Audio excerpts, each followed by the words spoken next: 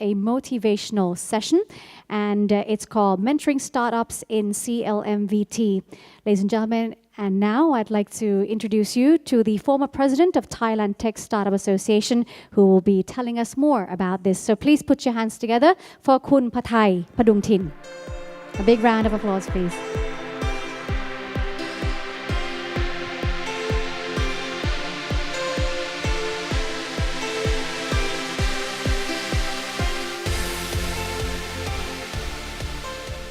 Good morning, Minister, honorable guests, ladies and gentlemen. It's my great honor to be here and with our podium as a startup. Normally, it's just an informal talk and pitch on stage, but today is different environment for me. But let me share my story about mentoring startup in Southeast Asia and especially CLMVT. My name is Patai. Oops. Okay. I'm also a startup founder, and my market is in CLMVT as well. I started my business 6 years ago, so I'm just an old startup actually. We launched a software for construction industry in Southeast Asia. It's called Bilk, and I have been traveling around Southeast Asia and CLMVT. Because my market is here, and my story started in Vietnam in 2012, where Thai economy never talked about startup before, but Vietnam started earlier than us, and I learned a lot from Vietnam market. And I got fundraising in Singapore and been to Silicon Valley in 2014. I come back and I found Thailand Tech Startup Association in 2014. It sounds ridiculous that startup needs an association, but this first happened in Thailand because we have facing a lot of challenge over years, and startup is a new trend of business that world has talking about startups, but in Thailand we need to start. But today, with the good support from our government, startups is become a mainstream in Thai economy today. We need to create wealth for our nation from new generations. So let me introduce you a little bit about my startup. It's called Bilk. We create a platform for construction industry in Southeast Asia.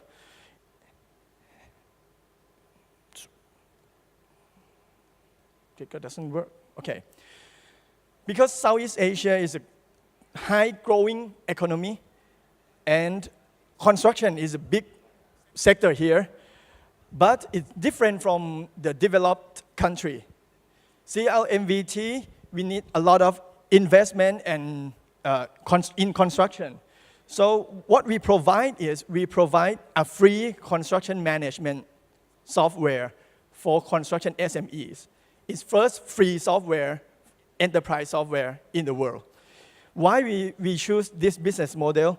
Because we want to change. We want to see a big change of construction landscape in our region.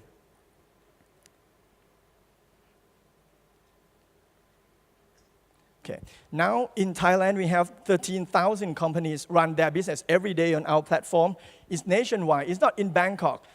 Because internet infrastructure is everywhere, more than half of our users are in other provinces. And not in Thailand only. We have our user in Southeast Asia as well. 13,000 construction companies run their business every day on our platform because we provide a free software to help them control their construction project costs and getting to know their business information in real time. They're getting to know their profit and loss. They can manage their business professionally. Thank you for internet business. Thank you for internet infrastructure. All of this construction software, they build a construction project combined together is 50 billion baht a year, and they create a lot of data points in construction industry. Why we are talking right now, somebody is working on construction project in Yangon, in Vientiane, and a lot of cities in Southeast Asia. This data point is coming through our platform. As many people say, today, data is the new oil. To create the big data platform, you need to do something crazy like a startup like this. So we provide free platform like Facebook or Lines or any chat app that we use today. It's really changed our life because it started with free business model. And after that, we will find a way to monetize it later. So today we have users in 10 countries in Southeast Asia, and not only ASEAN connection. Thank you to smartphone penetration all over the world, we have users in more than 50 cities around the world using our apps to control their construction projects. This thinking is different from the traditional way of doing business. We provide a free platform and we have revenue model from advertising. So just like Facebook, everybody use Facebook. A billion users of Facebook can create a number of traffic and the data through Facebook platform. So we're doing the same way, but in vertical of construction industry. Many investors from Silicon Valley ask me, why don't we charge this software to construction companies? It's really useful for them, they need to pay. But I don't believe that. I believe that this is Southeast Asia, this is emerging countries. We need something more than just getting revenue from subscription like that. We need to lay a new foundation of our ecosystem. I started free 6 years ago. It sounds ridiculous at that time, but today we have more than 20 support from the leading construction brands in Thailand. They support this idea, and we can expand to CLMV in many countries. So we create a big data platform. So big data is the new thing. People are talking about big data. We have a lot of big data to gather. This is an example of one industry, it's construction. In tourism, in travel, in healthcare, in agriculture, anything has a data, but nobody can collect those data and make a benefit from that and create a better ecosystem.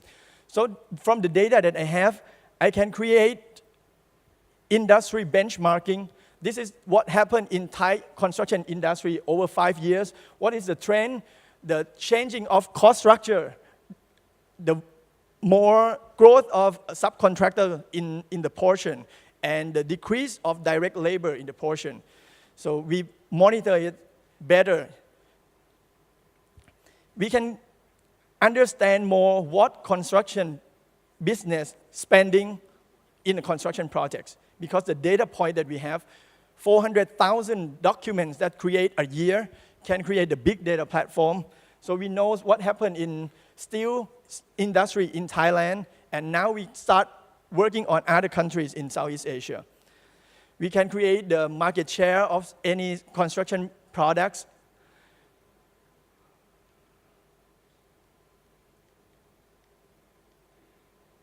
And not only from data analytics. Our real business model will become an e-commerce today.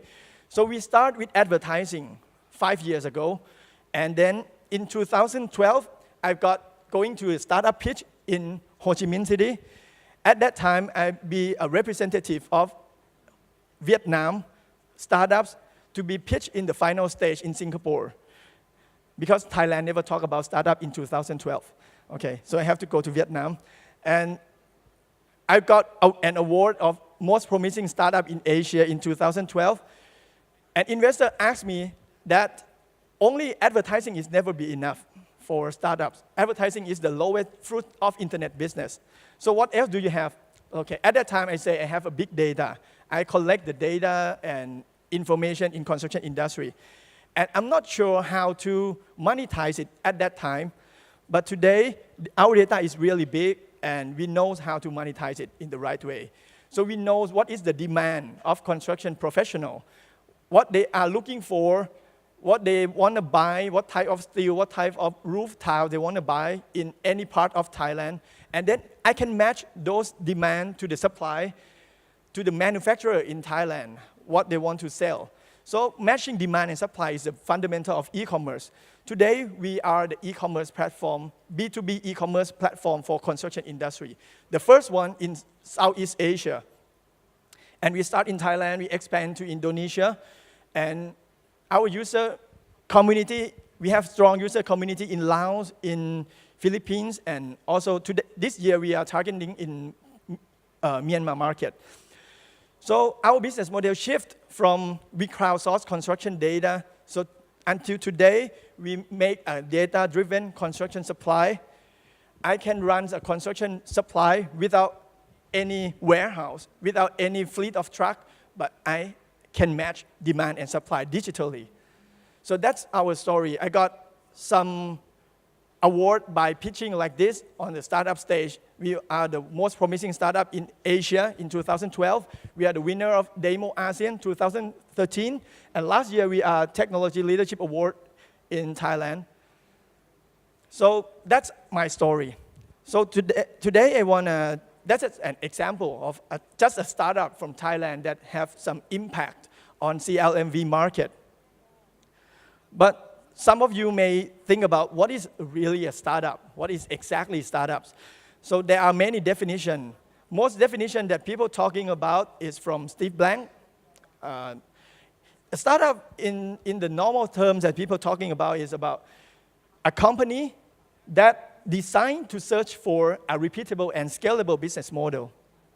So there are three words that I want to highlight. So the first one is they are searching for. So startup is just a stage of business, an early stage of business that they are searching for a business model. Actually, at that time,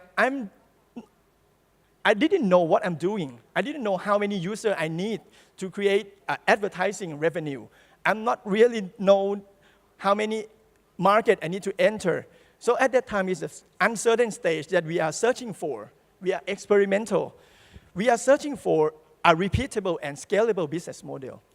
The two words that need to be highlighted is repeatable and scalable business model.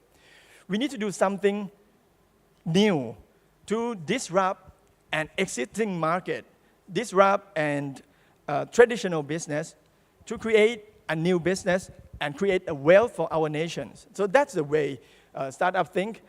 Repeatable and scalable business model. It means if I solve the problem in Thailand, right, I can solve the same problem in the relevant market like CLMV. That is repeatable.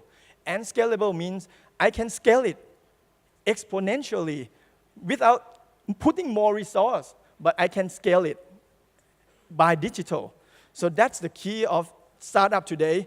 So the startup today is on the context of technology. So most of us aware of our startup need to be technology startup or tech startups. So my association today is Thailand Tech Startup Association. I try to create an awareness to young generation Thailand, to the new SMEs, or the existing SME, to put the technology element to your current business and grow your business. So another definition that more common for others is a startup is a company designed to scale very quickly, and it is focused on growth. Firstly, focus on growth. Like Twitter or Instagram, some of you may see that it's exponentially growth over years without monetize. We can use Twitter for free. Very few of us just pay for Twitter. Just recently that we need to pay for Twitter advertising. But they focus on growth first. And then they will create the real business model later. So the startup is the stage of focusing on growth and scale very quickly without a constraint geographically. So I can scale it from market to market, from countries to country without boundary. Okay? That is the differentiate from startups and SMEs. 10 years ago, I was an SME, thanks to Ministry of Commerce. I have to travel, join the trade show from countries to countries. But today, internet brings me, Ministry of Commerce don't need to bring me to there. Okay? Internet, smartphone, bring me to everywhere in the world. That is technology driven. But back to basic of startups, we are entrepreneur, we are very SME, very small and medium business at the beginning stage of SMEs. Fundamental of entrepreneur is we are testing our assumption. We are the people who turning assumption into fact. Any entrepreneur are the guys who turning assumption into fact. Startup has a lot of assumption because they are doing new things. They are doing things that no one has worked with before. So we have to work this way, turning assumption into fact. So when I'm mentoring a new startup, this is a fundamental I need to make the right understanding. So every day we need to turn assumption into fact. The fact will become true or false. We need to learn. If it's true, get more investment and do it more and more and more, faster and faster. If it goes wrong, it falls, it turns out false, just stop it. Stop it there. Stop it fast and learn to do the right thing more and more. So until you reach the stage of understanding your real business model and you become a growing startup, a real SME, and become a corporate. So that is the way of startups. So those companies, they are startups. So you know them. Pinterest, Twitter, Dropbox, Instagram, they used to be a startup. At the first day, they just let people use it worldwide without real business model until they reach 100 million of users. So they will show there will be an e-commerce, there will be an advertising platform, or even the subscription model should be big enough user base. Line is one of the example, or WeChat, whatever, in your countries. In Thailand, Line is just a 6 years old business. Before this, 5 years old, sorry. Before this 5 years, we never talk about Line. We never chat every day like this. But Line gives us a power to communicate to our family, to our friends, to our business, free of charge. And it will just show their own business model, stickers and games. After that, today, Line has become a biggest e-commerce store, one of the biggest e-commerce store, mobile e-commerce in Thailand. So you know it. YouTube, Alibaba, Uber, Airbnb, and those hardware startups like Fitbit, Tesla, Xiaomi, and 3D robotics. So the startup we have, and those are startups who we can call them a unicorn, right? Unicorn is a 1 billion valuation startup, okay? The startup who get valuation more than 1 billion US dollar is called a unicorn. So there are hundreds of unicorns worldwide. In Southeast Asia, we have more than 20 unicorns. In CLMVT, we have only 1 unicorn in Vietnam. Why unicorn? Unicorn create wealth, create jobs, create impact to the world, to your market. So create unicorn from your own countries is better than create the tallest building in ASEAN or create tallest building in the world. But because this is the real business. So let's see the graph of unicorn in 2012. The highest one is Facebook. Okay, you know it. But in 2014, Alibaba got listed and it became bigger than Facebook. So we know Instagram is a $1 billion company that got bought by Facebook in 2013 with a team of 13 people. Just 13 people create a $1 billion company. It's not that easy to have this kind of company in our region.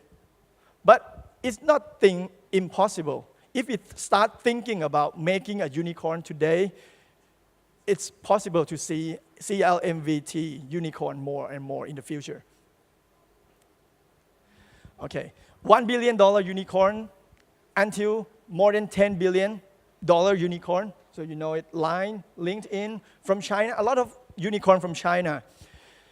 In Southeast Asia, we have more than 5 unicorn from Singapore, 5 more unicorn in Malaysia, 3 more in Indonesia, 1 in Vietnam. Other countries, including Thailand, we need to catch up. Not only just startup, it's time for catch up, okay? This is Unicorn Club from Wall Street Journal last year. The last one currently is Uber with 50 billion US dollar valuation. Uber solving the problem of transportation of people in San Francisco first, and then they can repeat in other cities of the United States. and then repeat it cross-continent to Europe, to Asia, to Thailand, and to your countries today. So this is the business model that can repeatable and scalable. So thinking about how to make more startups like this from your countries. Xiaomi from China, okay, don't talk about it, because they are big. They are a Chinese company. Airbnb, an example of sharing economy again, that they are changing the way people live. You have abundant resource you can share. You have your time, you have your car, you have your time, you have your room. You can go and share on Airbnb and Uber. So in Southeast Asia, the biggest unicorn today are from Singapore. Flipkart is an e-commerce incorporated in Singapore, but they running their business in India, an e-commerce for Indian market. Garena, okay, a game platform from Singapore. Grab from Malaysia. Actually, VNG from Vietnam is one of the Garena competitors and one of the unicorn in Southeast Asia. But then they create $1 billion business just in 5 years or less. 5 years or less, they can raise the money, they can create an impact solving the problem of transportation in Southeast Asia. Today, Grab help Thai people travel from point to point easier because our taxi, it sucks, so we need a new solution for that. So this is a unicorn club in Southeast Asia. But as you may know, startup life is not just a successful story. Most of the startup fail. 90% of the startup fail. My mentoring session will start with the realistic. I want them to realize that not every startup will become a Mark Zuckerberg, another Mark Zuckerberg of Southeast Asia. No way. 90% of them fail. And you need to learn from your failure. And startup life is just like a roller coaster. Once you start thinking about your startup idea, your adrenaline will come up and, oh, it's really cool, I'm gonna be rich, I'm gonna disrupt this market. But after that, you realize when you launch a market, nobody cares about your startup. You are one in the 100 million apps in the App Store, and it's really challenging to execute, to create your own market, and to get monetized. 90% of startups fail, not because of we cannot build a technology. Technology we can catch up. Our student, our talent can learn how to code and learn how to build things, but some of us, we fail because we don't know how to make it into a real business. Doing an app is easy. People can do a taxi calling app like this, but they don't know how to make 100,000 people waiting for using it. They don't know how to make a 10,000 taxi driver driving on it. So execution is the key. Startup and innovation sound similar, but slightly different, okay? Innovation, we can see innovation come in 4 forms. First is product innovation, which is most people think about product innovation. Service innovation is the second term of innovation. Process innovation, and the last one is business model innovation. Startup will use these 4 forms of innovation to create an impact, to disrupt the existing market. So it's time for creative disruption. If our countries are stands on the big corporate that runs their business on the concession, on the manipulated market, I don't know, it's time that new startups will come to disrupt them. And not only your country's homegrown startup become faster than you thought. Today, startup from Malaysia, Singapore just come to Thailand because no boundary of investment, no boundary of the market, no boundary of everything. They can move in and disrupt the market. So if we don't do anything to protect our market or expand our market, the world will be not our place anymore. So startup thinking is we have limited resource, we have limited constraint, we have resource constraint. So we have to think in creative way to crack it, to change the way with the breakthrough idea. Creativity and speed is the key for startup today. And world is changed so fast. With connected world, digital experience, 5 years ago, we don't have well connected like this. Today, any country have 3G, 4G, and our people are connected and create the new experience. This is the knowledge that startup in your countries should know. They need to know the right business model. They need to know how to run business as lean startup concept. Build new things, measure it, and learn it fast. Iteration of startup is faster than corporate because we are small. We need to move fast, right? And growth hacking technique is a new way. How to reach 1 million people in the fastest way with the lowest cost.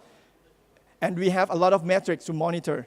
Okay, that is the startup knowledge that I teach when I'm mentoring the startups. We want to create a product that people love to use it. We call that point is product market fit. And then optimize the value engine of our startup and take it to growth stage. So I have no time left. Okay. So in any countries, you will see this market pattern. So in any country, my case is construction industry. So I travel around in CLMVT. I see this picture anywhere. In any market, you will see the innovator in every segment. An early adopter, early majority, late majority, and laggard. First, how to tap the innovator in your market.